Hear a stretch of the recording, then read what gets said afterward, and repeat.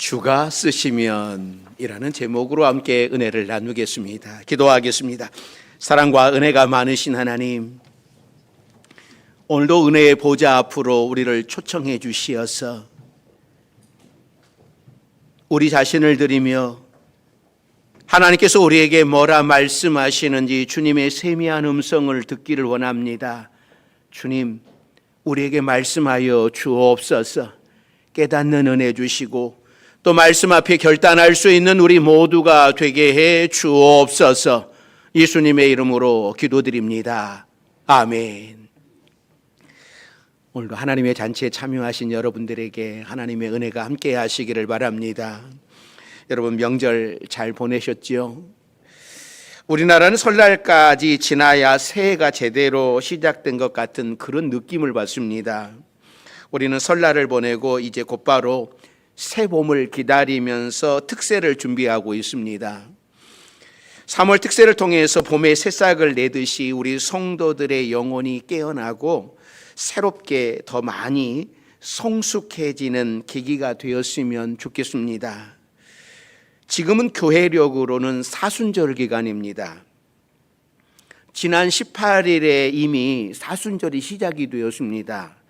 이 사순절은 예수님이 부활하시기 전 40일 동안 지키는 절기인데 이 주일을 제외하고 40일입니다. 그래서 사순절은 항상 수요일에 시작이 됩니다. 이 사순절이 시작되는 날을 제의 수요일이라고 부르는데 이 구약시대의 사람들이 하나님 앞에서 슬픔을 표현할 때에 죄를 뒤집어 쓰고 앉아서 회개한 것처럼 주님의 고난을 시작하는 첫날에 회개의 기도를 드리며 시작을 하는 겁니다. 그러니까 오늘은 사순절 첫 번째 주일입니다. 주일 말씀은 마태복음을 우리가 강행하고 있는데 오늘 본문은 예수님이 마지막 고난의 시간을 보내는 이 첫날 나귀를 타고 예루살렘에 들어가시는 장면입니다.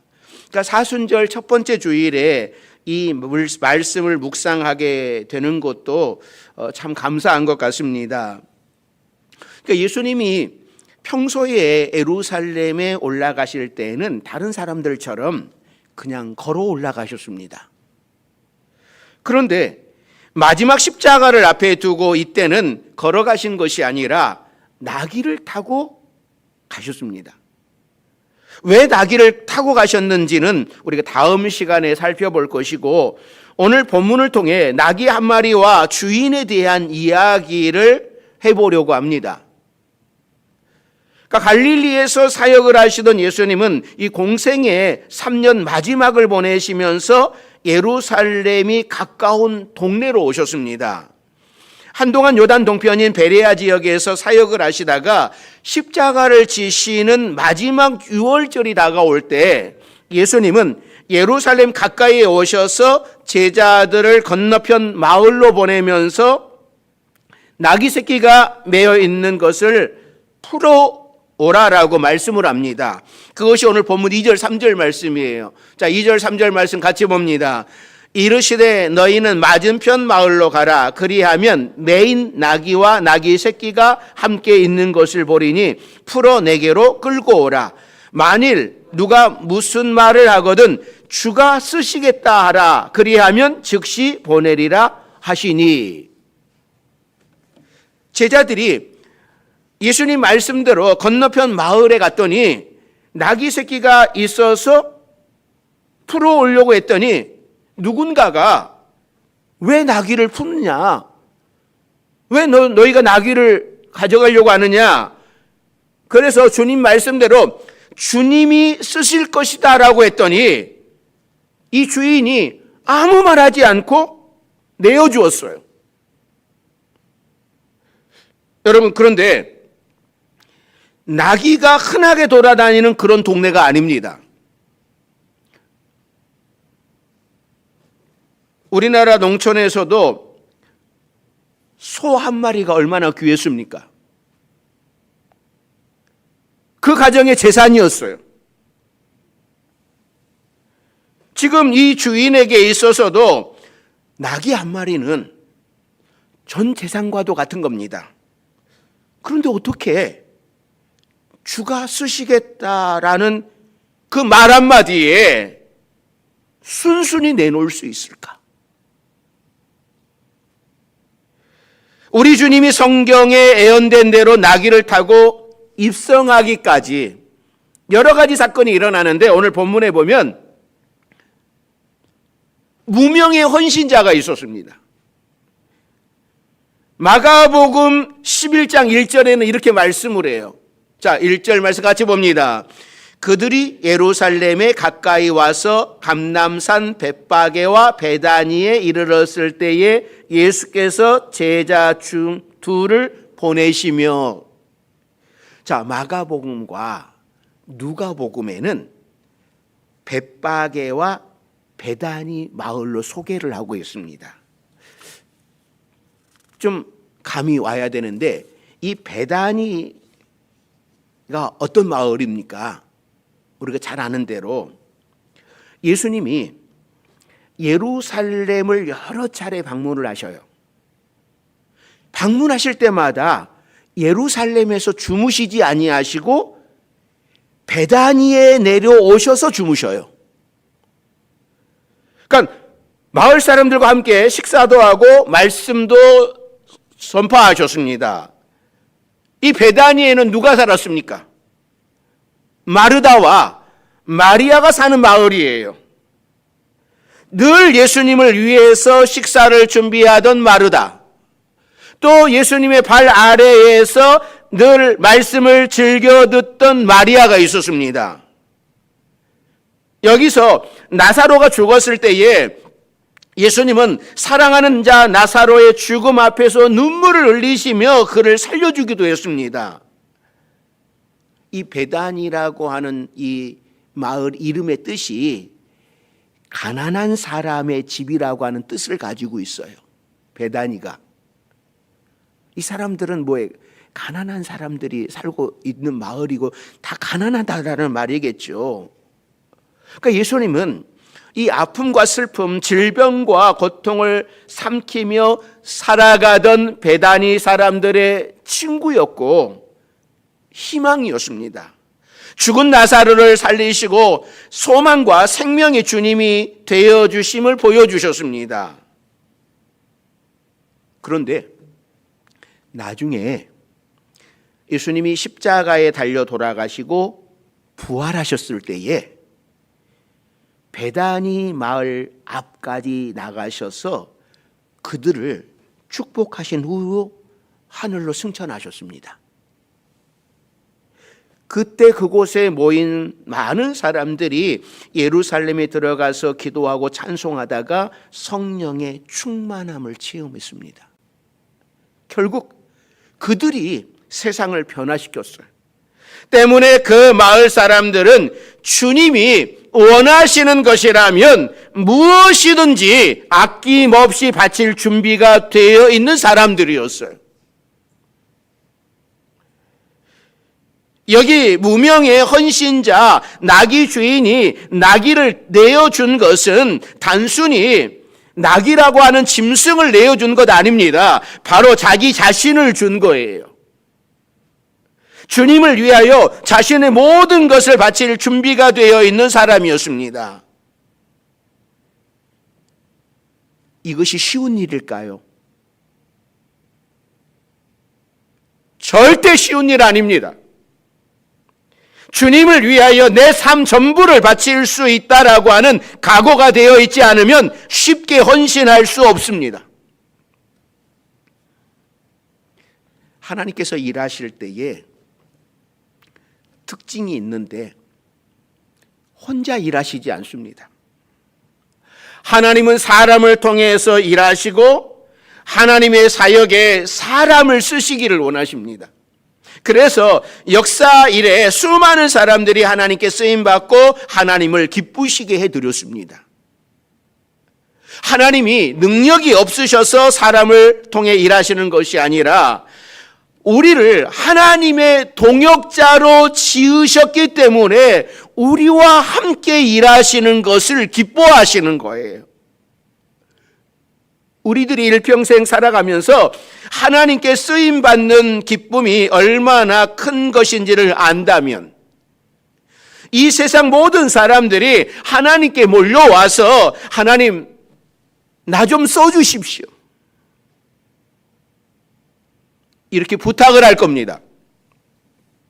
사랑하는 성도 여러분, 주님이 나를 쓰시겠다고 하실 때에 기쁘게 응답할 수 있는 여러분들이 되시기를 바랍니다. 주님이 나를 써주시면 그것이 바로 행복입니다. 우리는 본래 주님께 쓰임받기 위하여서 지음받은 사람들입니다. 주님은 내 능력 밖의 일을 맡기지 않으십니다. 어린 아이에게 나가서 돈 벌어 오라고 시키는 부모는 없을 겁니다. 또 어린 아이에게 무거운 짐을 들고 오라고 시키는 부모도 없을 겁니다. 하나님께서는 우리가 할 수 있는 능력을 주신 다음에 맡기시는 겁니다. 그러므로 주님께서 쓰시겠다고 하실 때에 기쁘게 드릴 수 있기를 바랍니다. 오히려 주님께서 나를 써달라고 우리는 기도해야 되는 겁니다. 주님, 내가 가지고 있는 물질을 써주십시오. 주님, 내가 가진 시간을 좀 써주세요. 주님, 내 건강 좀 써주십시오. 주님, 내 자녀를 좀 써주세요. 주님이 쓰시면 그 자체로 영화로운 일입니다. 감사하고 기쁜 일이죠. 주님 앞에 나를 드려서 쓰임받는 기쁨을 아는 여러분들이 되시기를 주의 이름으로 축원합니다. 두 번째는요, 나귀를 드림은 애언의 성취였습니다. 자, 4절 5절 본문 4절 5절 같이 봅니다. 이는 선지자를 통하여 하신 말씀을 이루려 하심이라. 일러스되 시온 딸에게 이르기를 내 왕이 내게 임하나니 그는 겸손하여 나귀 곧 멍에 매는 짐승의 새끼를 탔도다 하라 하였느니라. 그러니까 이 말씀은 구약 선지자 스가랴가 약 490년 전에 예언한 내용이에요. 지금 나귀를 타고 입성하시는 것이 구약에 예언된 내용이라는 겁니다. 나귀 한 마리가 만왕의 왕 되신 예수님을 모시는 데 쓰임 받았습니다. 그 나귀 새끼가 이날 이렇게 영광스럽게 쓰임 받는 것이 이미 오래전에 하나님에 의해 계획되고 예언되었다라는 말씀입니다. 사랑하는 성도 여러분, 하나님께서 나귀 새끼 한 마리를 향하여 이토록 섬세한 계획을 가지고 계셨다면 저와 여러분의 인생을 향한 어떤 계획을 어떻게 세워놓으셨을까요? 여러분, 가슴이 설레이지 않습니까? 하나님은 하나님의 형상대로 인생을 지으셨습니다.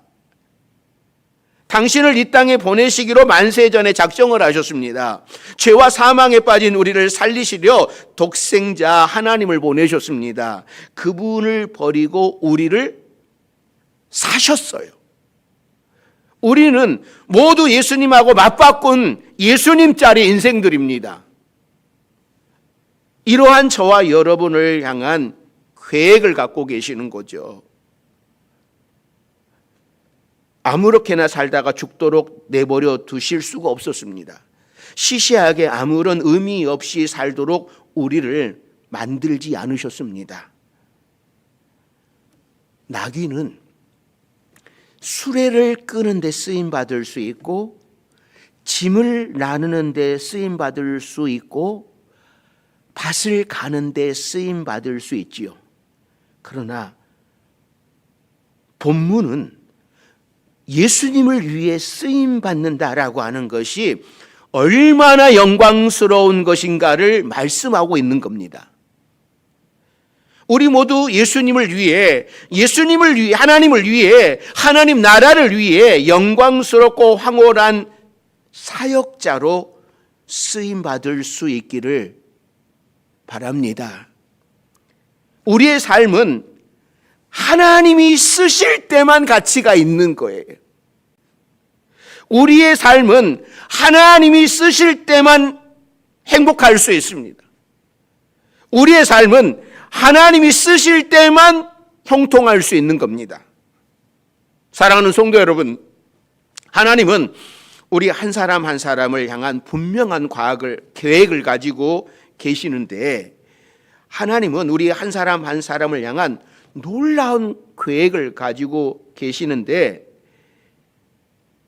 하나님 앞에 쓰임받는 순간 그 자리에서 우리는 감격하면서 외쳐야 됩니다.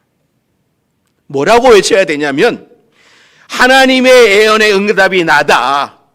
하나님의 계획 성취가 바로 나다. 이렇게 외칠 수 있어야 되는 거예요. 하나님이 나를 써주시는데, 하나님이 나를 사용하시는데, 이 써주심에 대한 감격을 가지고 하나님 나라에 쓰임받는 저와 여러분들이 되기를 주의 이름으로 축원합니다.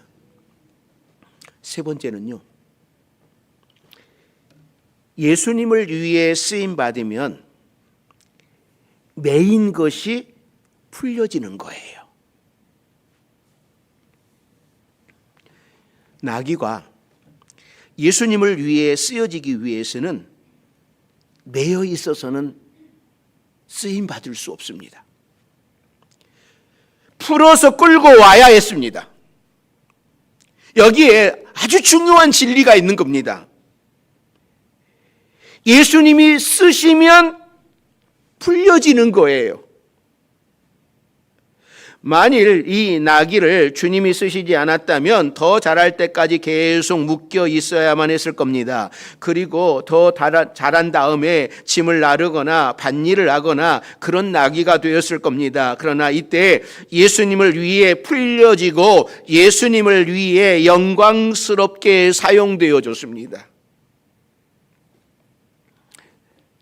가슴마다 예수 사랑으로 끓고 있는 사람들, 예수님과 맺은 그 사랑, 그 관계가 벅차서 주를 위해 자신을 드리기를 원하는 사람들을 향하여서 오늘 주님은 우리에게 말씀을 합니다.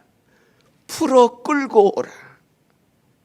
매인 나귀를 풀어 끌고 와야 주님이 쓰실 수 있는 겁니다. 이 시간 사업과 물질에 묶여 있는 분이 계십니까? 묶인 것들이 풀려지기를 바랍니다. 주를 위해 바로 쓰임받기를 축복합니다. 질병에 묶여 있는 가정이 있으십니까? 묶인 질병이 풀어지시기를 바랍니다. 주신 건강 주를 위해 올바르게 쓰임받기를 원합니다. 자녀들도 헛된 곳에 묶여두지 말고 풀어 주께 맡기시기를 바랍니다. 주께서 귀하게 쓰실 거예요. 주께서 쓰셔야 할 것들이 엉뚱한 곳에 쓰일 때에 풀렸던 것도 묶여질 수 있는 겁니다. 기회도 명예도 건강도 물질도 주께서 묶으시면 풀 자가 없습니다.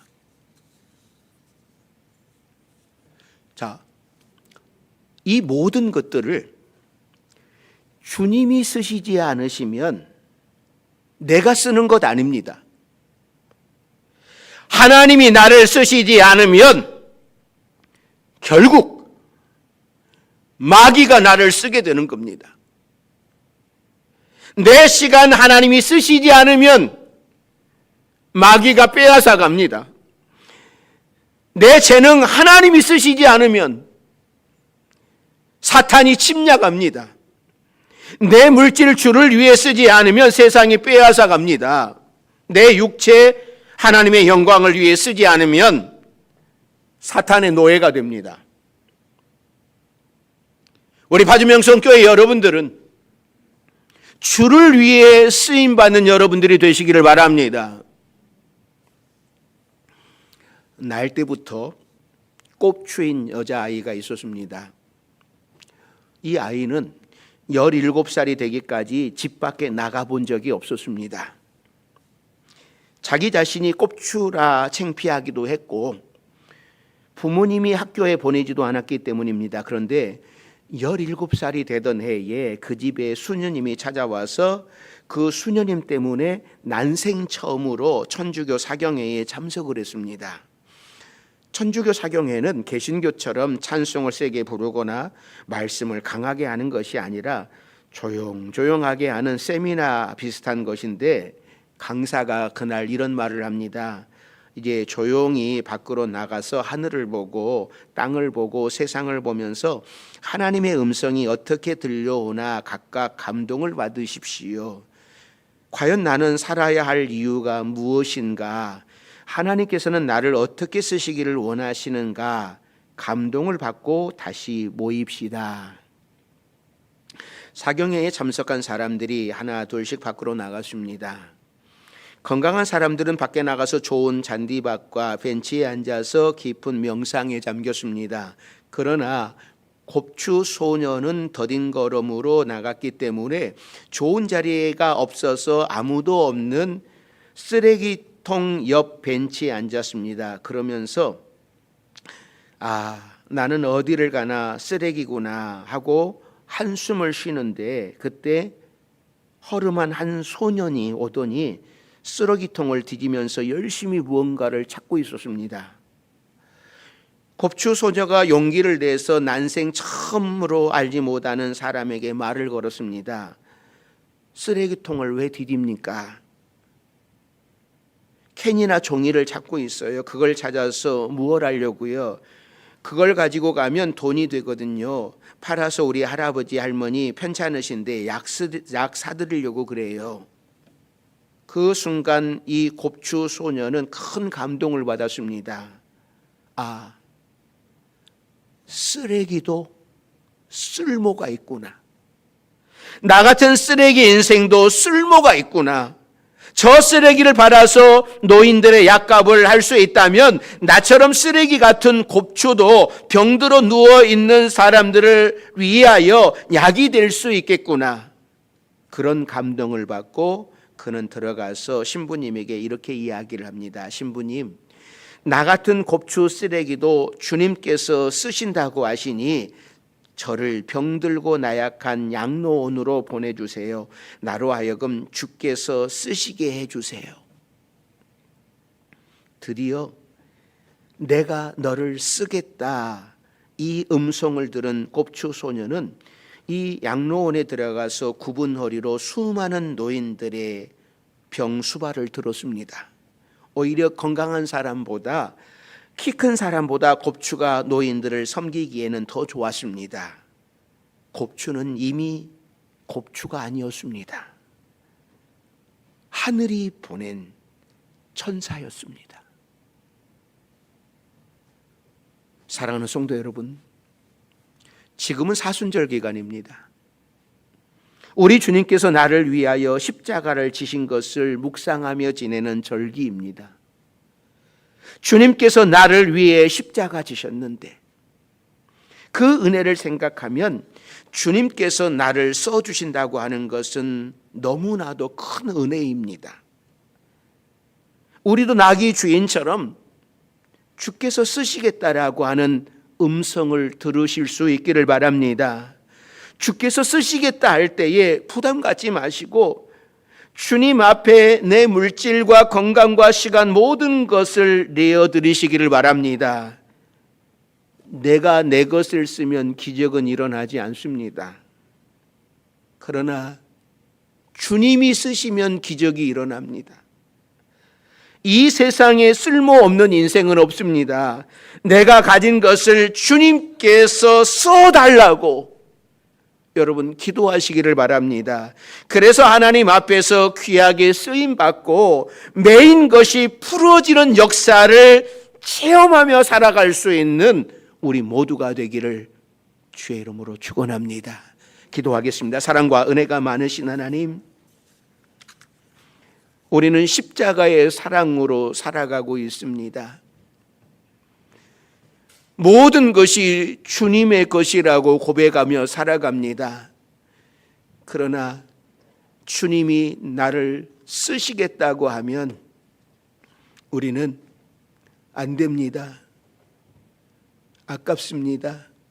저 쓰기도 부족합니다. 라고 이야기하며 주님께 드려지기를 기뻐하지 않는 우리들의 모습을 주여 긍휼히 여겨 주시사 이제 우리가 돌이키게 하여 주옵소서.